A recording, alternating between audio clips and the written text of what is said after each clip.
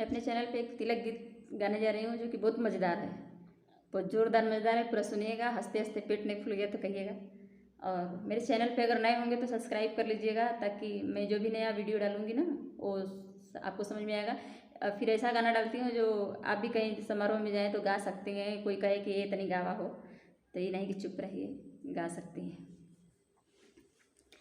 ए जी समधि कमोछिया कमाल कैले बा, ए जी समधि चुनिया कमाल कैले बा, हमरे आंगना में झाड़ू का काम कैले बा, हमरे आंगना में झाड़ू का काम कैले बा।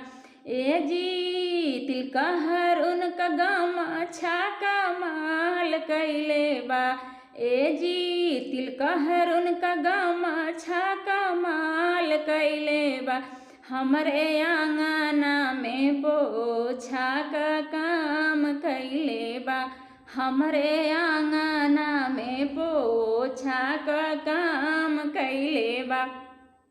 ए जी तिलकहर उनका मोछिया कमाल कैले बा, ए जी तिलकहर उनका मोछिया कमाल कैले बा, हमरे आंगना में पंखा का काम कैले बा, हमरे आंगना में पंखा का काम कैले बा।